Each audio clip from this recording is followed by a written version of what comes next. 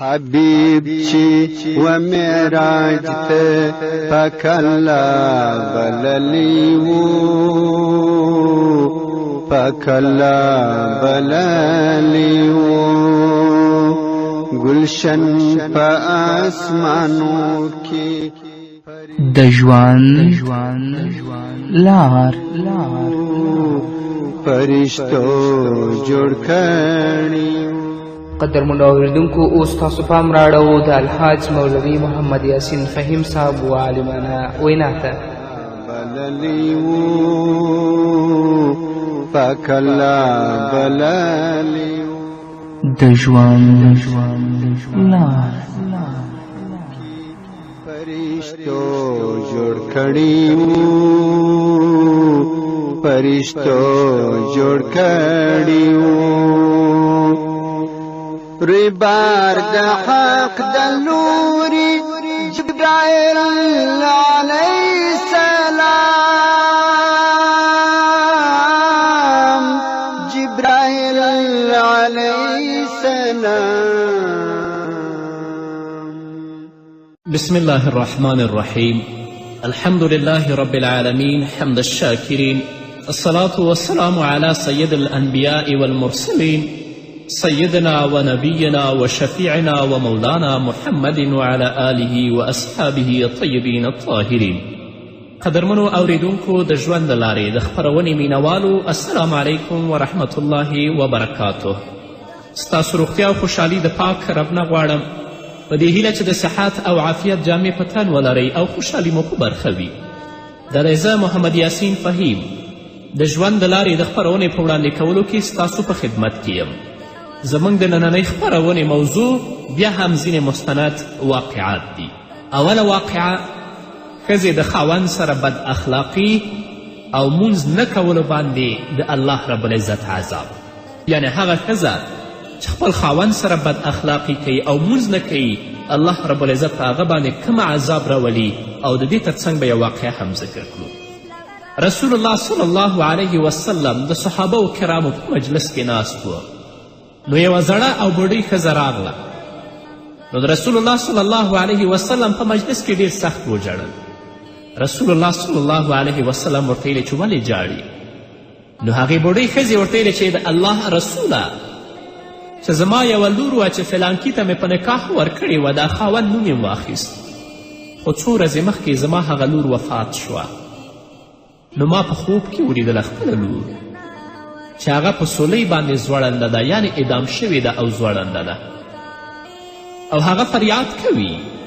ما ورته ویلې چې زما لورې الله رب العزت تا ته ولې دا قسم عذاب درکوي؟ نو زما لور ما ته ویل چې ما به په مانځه کې سستي کوله نو ځکه الله رب العزت د عذاب راکوي. زموږ خویندې دې متوجه اوسي د مانځه پابندې شئ. د دنیا ژوند ډیر محدود دی. په خپل وخت باندې خپل مونځ ادا کړئ. الله نه ډیر په عاجزي او په تزورو سره د خپل د ګناهونو معفو غواړئ. خویندو هغه رنګونه چې تاسو په نوکونو د پښو او د لاسونو لګوړي دا لرې کوئ. دا د الله غضب دی، دا د الله لعنت دی. په دې باندې نه ستاسو اودس کیږي او نه ستاسو غسل کیږي. بیا به الله رب العزت تاسو ته هم دغسې عذاب درکوي. او دې بډۍ بیا ویل چې ما کتل زما د لور د سر نه د اور شعلې وچتېدلې، د اور لمبې د سر نه وچتېدلې. نو ما ورته ویلې چې بچیه ستا د سر نه ولې د اور شعلې او د اور لمبې پورته کیږي؟ لور راته دا ویلې چې ما به د غیر محرم خلکو نه د خپل سر نه پټوه. خویندو دې مسائلو ته ډیر متوجه اوسئ. ډیر په عزت کې او ډیر په عفت کې ژوند تیر کړئ څنګه چې الله د الله رسول درته ویلي. نن ورځ څه فساد دی په دې ټولنه کې او په دې دنیا کې. الله دې په موږ باندې رحم وکړي. نو د هغې د سر نه د اور شعلې پورته کېدلې. ما ورته ویلې چې ولې؟ نو زما لور راته ویلې چې ما به سر د نامحرمو خلکو نه پټوه، سر به مې لوڅ سو. او دې بوډۍ ویلې چې بیا ما ولیدل چې 2 کسان دي او هغو سره د اور نیزې په لاسونو کې دي او دا اور نیزې په یو غوږ کې ننباسي او د بل غوږ نه اوباسي. بوډۍ وایي چې بیا ما د خپل لور نه پوښتنه وکړه چې تا ته ولې الله داسې عذاب درکوي؟ نو هغې ویلې چې ما به په کور کې داسې خبرې کولې چې د هغه کور او د کورنۍ غړي به مې یو بل سره دښمني ته اړ کړل. شته داسې ښځې اوس هم زموږ په کورونو کې شته چې د کورنۍ په منځ کې نفاق او شقاق ته وده ورکوي، تل لپاره شیطاني کوي، نو الله به په داسې عذاب کې گرفتاروي. نه، د خپل ژوند خویندو میندو د الله رب العزت د کلام په رڼا کې تیر کړئ، د رسول الله د احادیثو په رڼا کې تیر کړئ چې الله هم ابدي ژوند درته ښایسته کړي.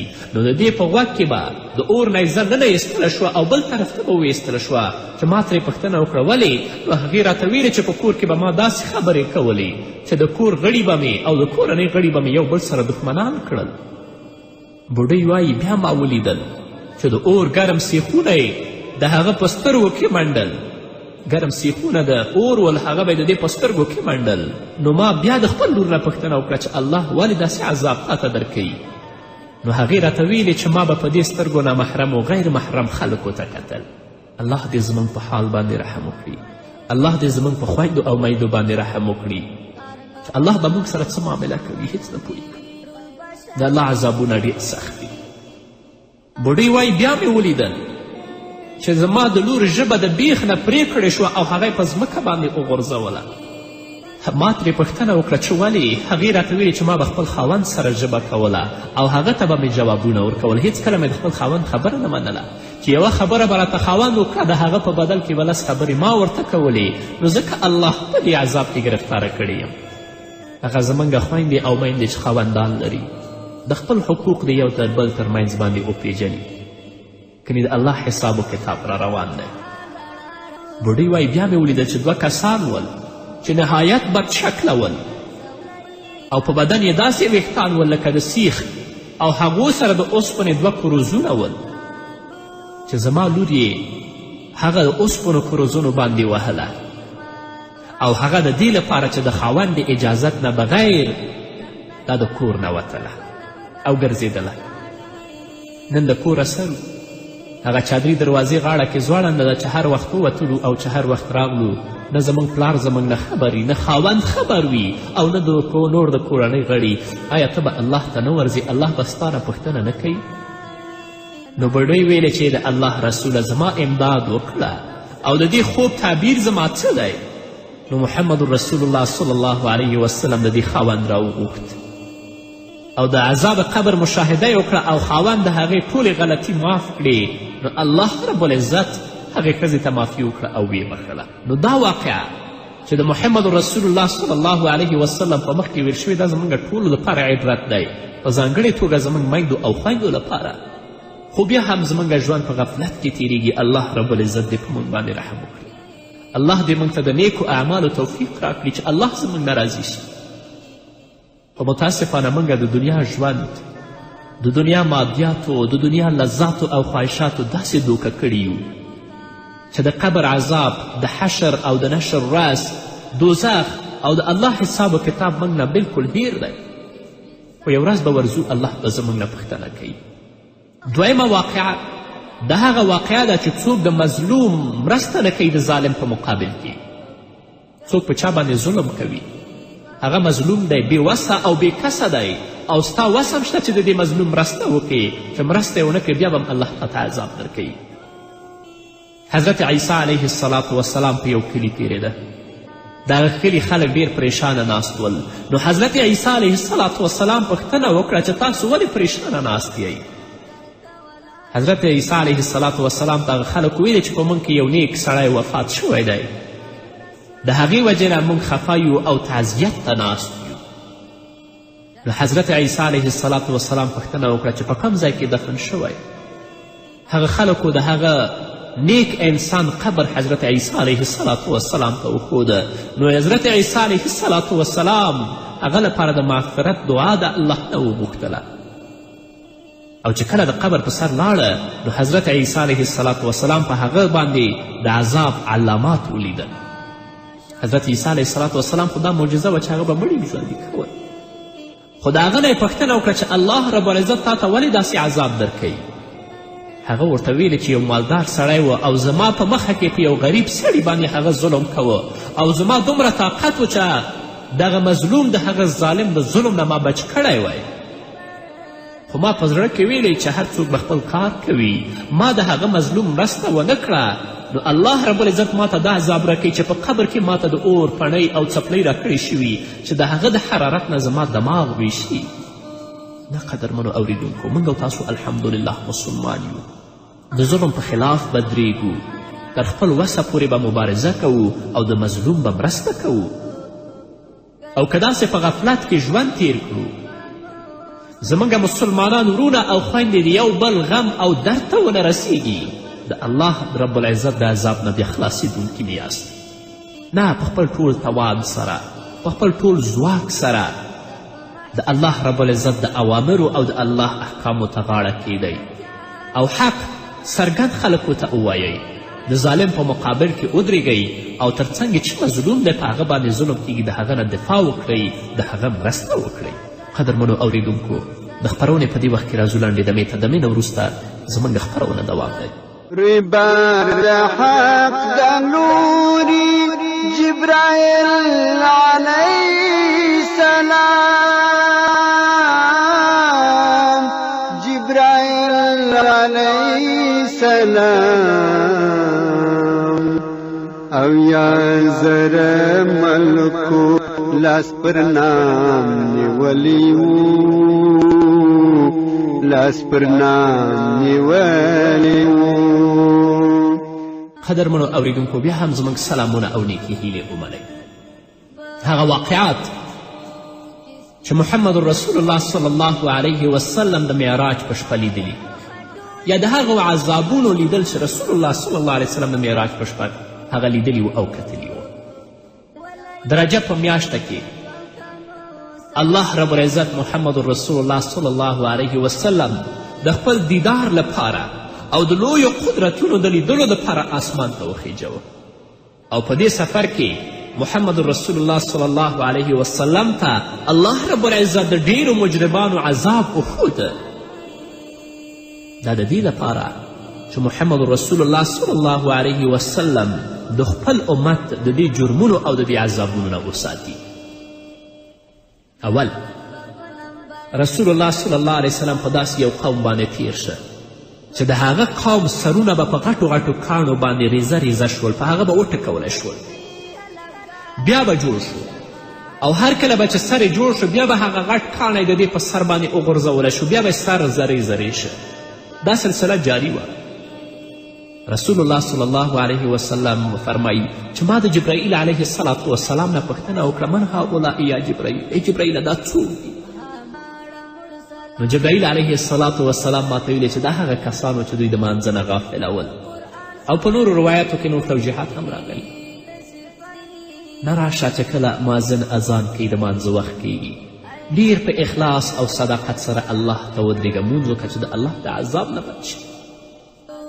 دویم، رسول الله صلی الله علیه وسلم فرمایي چې زه په داسې یو قوم باندې تیر شوم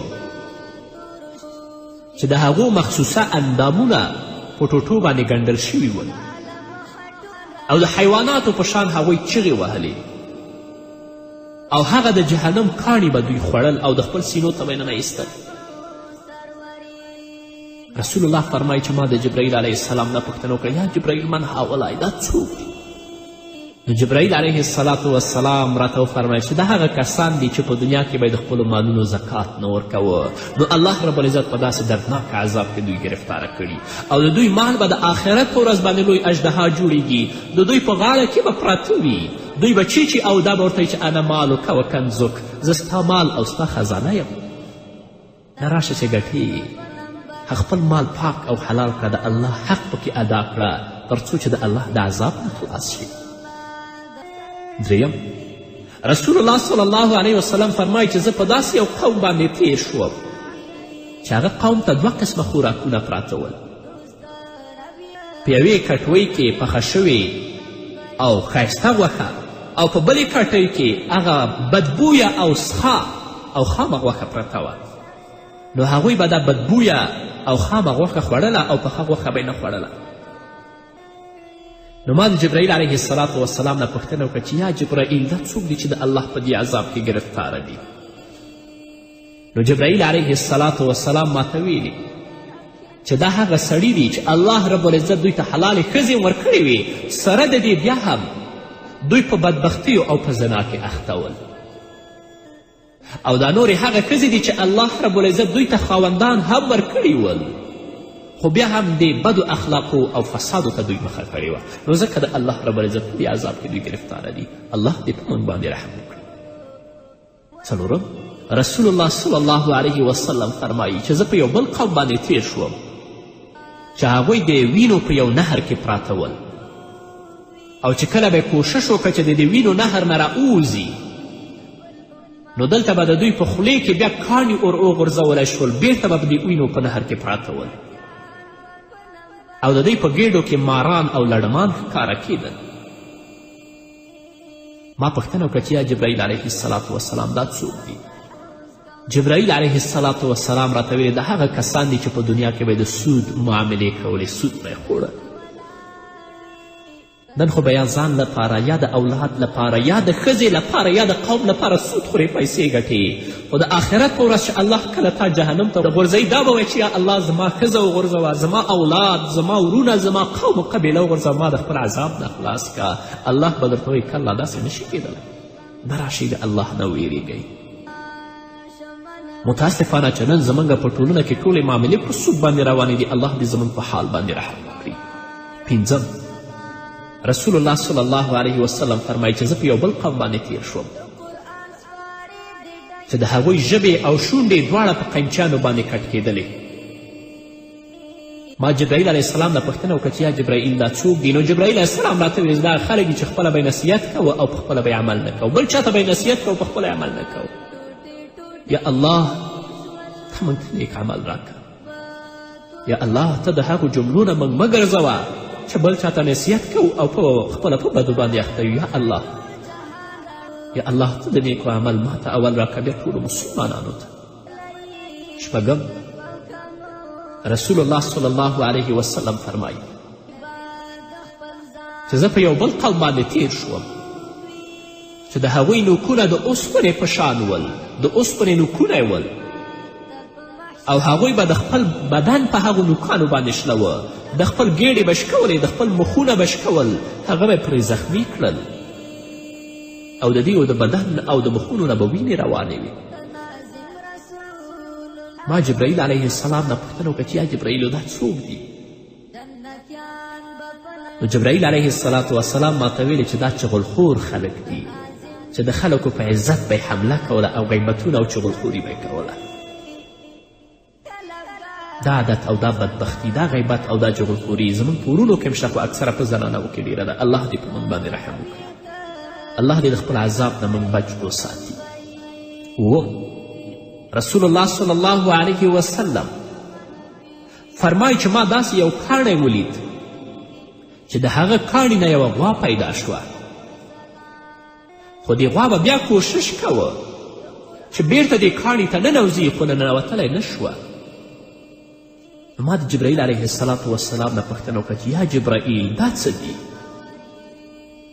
جبرائیل علیه السلام راته ویل چې دا د ستا د امت هغه خلک دي چې د خپلې خولې نه به غلطې خبرې ویستلې او بیا به پښیمانه ول، خو هغه بیرته نه واپس کېدلې. نن زموږ په مجلسونو کې فساد او د لعنتي خبرې روانې دي، دې لپاره چې خلک پې خوشحاله کړي. هلته ځینې دي دین او مذهب ته کنځا کوي، کفري الفاظ استعمالوي دې لپاره چې زه نور خلک وخندوم، خو په دې نه پوهېږي چې په داسې انسان باندې د الله غضب دی، په داسې انسان باندې د الله لعنت دی چې داسې خبرې کوي چې خلک راته وخاندي او کفري الفاظ استعمال کړي. الله دې په موږ رحم وکړي. اتم، محمد رسول الله صلی الله علیه وسلم فرمایي زه په داسې یو قوم باندې تیر شوم چې د هغوی مخونه د اوښانو په شان ول، یعنې سرونه د اوښانو سرونه ول.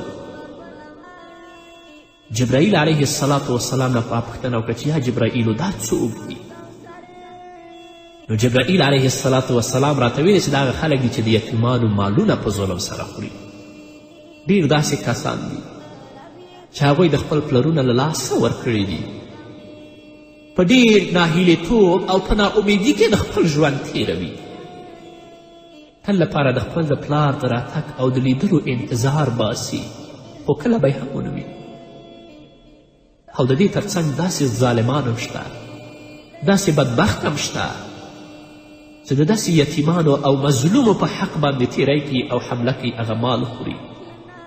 الله وایي چې دوی د خپل په زړونو کې اور خوري، بل شی نشي خوړلی. سر به د اوښ سر وي، د الله په عذاب کې به ګرفتاره وي. الله دې زموږ یتیمان په خپل حفظ و امان کې وساتي او موږ ته د توفیق راکړي چې د یتیم کفالت وکړو، چې د هغه په کفالت باندې الله موږ جنت ته بوځي. نه هم رسول الله فرمایي چې زه په داسې یوې ښځې باندې تیر شوم چې هغه د خپلو سینونو نه ځوړنده وه او په ډېر تکلیف کې وه. نو ما ویلې چې یا جبرائیل دا څوک دي؟ نو جبرائیل علیه السلام راته ویلې چې دا هغه ښځې وې چې دوی ځان ته خاوندان هم درلودل، خو بیا هم د خپل د خاوند په حق کې خیانت کوه، فساد ته یې مخه کړې وه.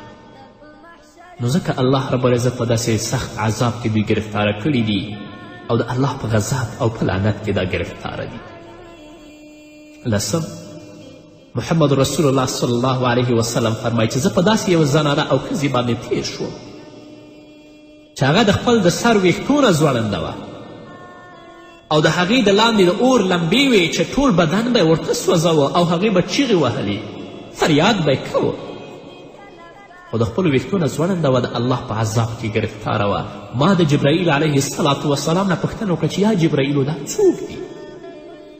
نو جبرائیل علیه السلام راته ویلې چې دا هغه ښځې دي چې دوی به پرده نه کوله، اسلامي حجاب به دوی نه مراعتوه او د دې پر ځای چې په خپل کورنۍ کې خپل خاوند لپاره سینګار وکړي، دې به پردو خلکو ته اظهار د زینت او د سینګار کوه، بازار ته به وتلې. نو الله رب العزت په دې عذاب کې دا ګرفتاره کړې ده. قدرمنو اوریدونکو، مسلمانانو ورونو، په ځانګړې توګه زموږ خویندو، راشئ د الله نه ویریږو. تر اوسه هم چې هر څه وکړه په هغو به توبه وباسو، وروسته د دې به د الله اوامرو او احکامو ته غاړه کیدو چې دې محدود ژوند کې الله زموږ نه راضي شي. د دنیا ژوند ډېر لنډ دی، یو ورځ نه یو ورځ به مرو، الله به د خپل حضور ته دروي، بیا به الله ته څه ځواب وایو؟ نه، مخکې د دې نه چې الله زموږ سره حساب وکړي، اول به د خپل ځان سره حساب وکړو. د خپل ژوند ټولې شیبې د الله رب العزت د اوامرو او د احکامو لاندې تېرې کړو، هم چې د دنیا عزت هم د آخرت عزت الله زموږ په برخه کړي په دې هیله. نو قدرمنو اوریدونکو، دا وه زموږ نننۍ خپرونه چې ستاسو درانه حضور ته وړاندې کړه. تر بلې خپرونې پورې چې زه بیا هم ستاسو درانه حضور ته راځم، تاسو ټول په پاک رب سپارم. پاتې ژوند او پاتې ورځم نیکمرغه، الله مو مل شي. حبیب چې وراج ته چې زما لورې الله رب العزت تا ته ولې دا قسم عذاب درکوي؟ نو زما لور ما ته ویل چې ما به په مانځه کې سستي کوله، نو ځکه الله رب العزت د عذاب راکوي. زموږ خویندې دې متوجه اوسي، د مانځه پابندې شئ. د دنیا ژوند ډېر محدود دی، په خپل وخت باندې خپل لمونځ ادا کړئ. الله نه ډېر په عاجزي او په تزورو سره د خپل د ګناهونو معفو غواړئ. خویندو، هغه رنګونه چې تاسو په نوکونو د پښو او د لاسونو لګوړي دا لرې کوئ. دا د الله غضب دی، دا د الله لعنت دی. په دې باندې نه ستاسو اودس کیږي او نه ستاسو غسل کیږي، بیا به الله رب العزت تاسو ته هم دغسې عذاب درکوي. او دې بډۍ بیا ویلي چې ما کتل زما د لور د سر نه د اور شعلې وچتېدلې، د اور لمبې د سر نه وچتېدلې. نو ما ورته ویلې چې بچیه، ستا د سر نه ولې د اور شعلې او د اور لمبې پورته کیږي؟ لور راته دا ویلې چې ما به د غیر محرم خلکو نه د خپل سر نه پټوه. خویندو، دې مسائلو ته ډېر متوجه اوسئ، ډېر په عزت کې او ډېر په عفت کې ژوند تیر کړئ، څنګه چې الله د الله رسول درته ویلي. نن ورځ څه فساد دی په دې ټولنه کې او په دې دنیا کې، الله دې په موږ باندې رحم وکړي. نو د هغې د سر نه د اور شعلې پورته کېدلې. ما ورته ویلې چې ولې؟ نو زما لور راته ویلې چې ما به سر د نامحرمو خلکو نه پټوه، سر به مې لوڅ و. او دې بوډۍ ویلې چې بیا ما ولیدل چې 2 کسان دي او هغو سره د اور نیزې په لاسونو کې دي، او دا اور نیزې په یو غوږ کې ننباسي او د بل غوږ نه اوباسي. بوډۍ وایي چې بیا ما د خپل لور نه پوښتنه وکړه چې تا ته ولې الله داسې عذاب درکوي؟ نو هغې ویلې چې ما به په کور کې داسې خبرې کولې چې د هغه کور او د کورنۍ غړي به مې یو بل سره دښمني ته اړ کړل. شته داسې ښځې اوس هم زموږ په کورونو کې شته چې د کورنۍ په منځ کې نفاق او شقاق ته وده ورکوي، تل لپاره شیطاني کوي. نو الله به په داسې عذاب کې ګرفتاروي. نه، د خپل ژوند خویندو میندو د الله رب العزت د کلام په رڼا کې تیر کړئ، د رسول الله د احادیثو په رڼا کې تیر کړئ چې الله هم ابدي ژوند درته ښایسته کړي. نو د دې په غوږ کې به د اور نیزه نه ایستله شوه او بل طرف ته به وایستله شوه چې ما ترې پوښتنه وکړه ولې؟ نو هغې راته ویلې چې په کور کې به ما داسې خبرې کولې چې د کور غړي به مې او د کورنۍ غړي به مې یو بل سره دښمنان کړل. بوډۍ وایي بیا ما ولیدل چې د اور ګرم سیخونه یې د هغه په سترګو کې منډل، ګرم سیخونه د اور ول هغه به د دې په سترګو کې منډل. نو ما بیا د خپل لور نه پوښتنه وکړه چې الله ولې داسې عذاب تاته درکوي؟ نو هغې راته ویلې چې ما به په دې سترګو نامحرم و غیر محرم خلکو ته کتل. الله دې زموږ په حال باندې رحم وکړي، الله دې زموږ په خویندو او میندو باندې رحم وکړي چې الله به موږ سره څه معامله کوي هیڅ نه پوهېږو. د الله عذابونه ډېر سخت دي. بوډۍ وایي بیا مې ولیدل چې زما د لور ژبه د بیخ نه پرې کړې شوه او هغه یې په ځمکه باندې وغورځوله. ما ترې پوښتنه وکړه چې ولې؟ هغې راته ویلې چې ما به خپل خاوند سره ژبه کوله او هغه ته به مې جوابونه ورکول. هېڅکله مې د خپل خاوند خبره نه منله چې یوه خبره به راته خاوند وکړه د هغه په بدل کې به لس خبرې ما ورته کولې. نو ځکه الله په دې عذاب کې ګرفتاره کړې یم. هغه زموږ خویندې او میندې چې خاوندان لري د خپل حقوق د یو تر بل تر منځ باندې وپېژني، کنې د الله حساب و کتاب را روان دی. بوډۍ وایي بیا مې ولیدل چې دوه کسان ول چې نهایت بد شکله ول او په بدن یې داسې ویښتان ول لکه د سیخ او هغو سره د اوسپنې دوه کروزونه ول چې زما لور یې هغه د اوسپنو کروزونو باندې وهله او هغه د دې لپاره چې د خاوند د اجازت نه بغیر دا د کور نه وتله او ګرځېدله. نن د کوره سر هغه چادري دروازې غاړه کې ځوړنده ده چې هر وخت ووتلو او چې هر وخت راغلو نه زموږ پلار زموږ نه خبر وي، نه خاوند خبر وي او نه د نور د کورنۍ غړي. آیا ته به الله ته نه ورځې؟ الله به ستا نه پوښتنه نه کوي؟ نو بوډۍ ویلې چې د الله رسوله زما امداد وکړه او د دې خوب تعبیر زما څه دی؟ نو محمد رسول الله صلی الله علیه وسلم د دې خاوند راوغوښت او د عذاب قبر مشاهده یې وکړه او خاوند د هغې ټولې غلطي معاف کړې. نو الله رب العزت هغې ښځې ته معافي وکړه او ویې بخښله. نو دا واقعه چې د محمد رسول الله صلی الله علیه وسلم په مخ کې ویل شوې دا زموږ ټولو لپاره عبرت دی، په ځانګړې توګه زموږ میندو او خویندو لپاره. خو بیا هم زموږ ژوند په غفلت کې تیریږي. الله رب العزت دې په موږ باندې رحم وکړي. الله دې موږ ته د نیکو اعمالو توفیق راکړي چې الله زموږ نه راضي شي. خو متاسفانه موږ د دنیا ژوند د دنیا مادیاتو د دنیا لذاتو او خواهشاتو داسې دوکه کړي یو چې د قبر عذاب، د حشر او د نشر راز، دوزخ او د الله حساب و کتاب موږ نه بلکل هیر دی. خو یو ورځ به ورځو الله به زموږ نه پوښتنه کوي. دویمه واقعه د هغه واقعه ده چې څوک د مظلوم مرسته نه کوي د ظالم په مقابل کې. څوک په چا باندې ظلم کوي، هغه مظلوم دی، بې وسه او بې کسه دی او ستا وس هم شته چې د دې مظلوم مرسته وکړي. چې مرسته یې ونه کړي بیا به هم الله تعالی عذاب درکوي. حضرت عیسی علیه السلام په یو کلي تېرېده. د هغه کلي خلک ډېر پریشانه ناست ول. نو حضرت عیسی علیه السلام پوښتنه وکړه چې تاسو ولې پریشانه ناست یئ؟ حضرت عیسی علیه السلام ته هغه خلک ویلې چې په موږ کې یو نیک سړی وفات شوی دی، د هغې وجې نه موږ خفه یو او تعزیت ته ناست یو. نو حضرت عیسی علیه السلام پوښتنه وکړه چې په کوم ځای کې دفن شوی؟ هغه خلکو د هغه نیک انسان قبر حضرت عیسی علیه السلام ته وښوده. نو حضرت عیسی علیه السلام هغه لپاره د مغفرت دعا د الله نه وغوښتله. او چې کله د قبر په سر لاړه نو حضرت عیسی علیه السلام په هغه باندې د عذاب علامات ولیدل. حضرت عیسی علیه السلام خو دا معجزه وه چې هغه به مړي ژوندي کول. خو د هغه نه یې پوښتنه وکړه چې الله رب العزت تا ته ولې داسې عذاب درکوي؟ هغه ورته ویلې چې یو مالدار سړی و او زما په مخه کې په یو غریب سړي باندې هغه ظلم کوه او زما دومره طاقت و چې دغه مظلوم د هغه ظالم د ظلم نه ما بچ کړی وی. خو ما په زړه کې ویلی چې هر څوک به خپل کار کوي. ما د هغه مظلوم مرسته ونه کړه نو الله رب العزت ما ته دا عذاب راکوي چې په قبر کې ما ته د اور پڼۍ او څپلۍ راکړې شوي چې د هغه د حرارت نه زما دماغ ویشي.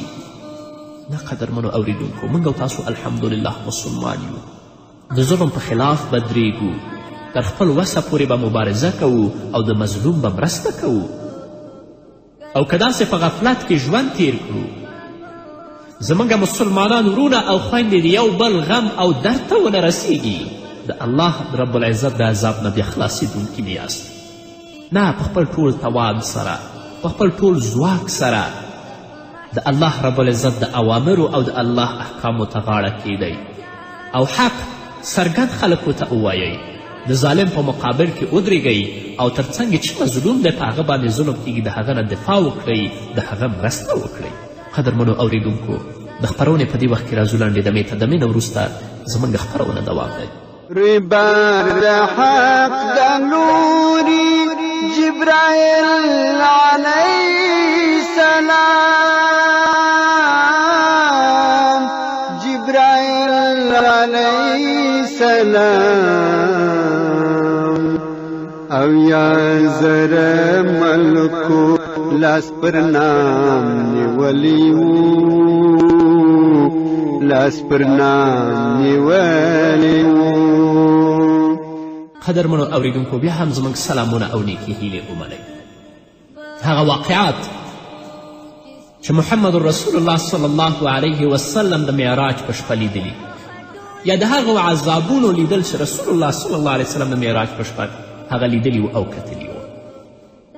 د رجب په میاشته کې الله رب العزت محمد رسول الله صلی الله علیه وسلم د خپل دیدار لپاره او د لویو قدرتونو د لیدلو دپاره آسمان ته وخیجوه. او په دې سفر کې محمد رسول الله صلی الله علیه وسلم ته الله رب العزت د ډیرو مجرمانو عذاب وښوده. دا د دې لپاره چې محمد رسول الله صلی الله علیه وسلم د خپل امت د دې جرم حبیب چې و معراج ته پاک الله بللی وو، پاک الله بللی وو. گلشن په آسمانو کې د ژوند لار فرشتو جوړ کړي. قدرمنو اوریدونکو، اوس تاسو پام راړو د الحاج مولوي محمد یاسین فهیم صاحب و عالمانه وینا ته. بللی وو، پاک الله بللی وو.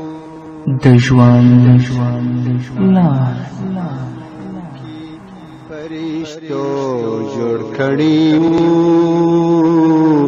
فرشتو جوړ کړي وو. ربار د حق د لوري جبرائیل علیه السلام، جبرائیل علیه السلام. بسم الله الرحمن الرحيم. الحمد لله رب العالمين حمد الشاكرين، الصلاة والسلام على سيد الأنبياء والمرسلين سيدنا ونبينا وشفيعنا ومولانا محمد وعلى آله وأصحابه الطيبين الطاهرين. قدرمنو اوریدونکو، د ژوند د لارې د خپرونې مینوالو، السلام علیکم ورحمة الله وبرکاته. ستاسو روغتیا او خوشحالي د پاک رب نه غواړم، په دې هیله چې د صحت او عافیت جامې په تن ولرئ او خوشحالي مو په برخه وي. دا دی زه محمد یاسین فهیم د ژوند د لارې د خپرونې په وړاندې کولو کې ستاسو په خدمت کې یم. زموږ د نننۍ خپرونې موضوع بیا هم ځینې مستند واقعات دي. اوله واقعه، ښځې د خاوند سره بد اخلاقي او مونځ نه کولو باندې د الله رب العزت عذاب. یعنې هغه ښځه چې خپل خاوند سره بد اخلاقي کوي او مونځ نه کوي، الله رب العزت په هغه باندې کوم عذاب راولي. او د دې تر څنګ به یو واقعه هم ذکر کړو. رسول الله صلی الله علیه وسلم د صحابه و کرامو په مجلس کې ناست و. نو یوه زړه او بوډۍ ښځه راغله.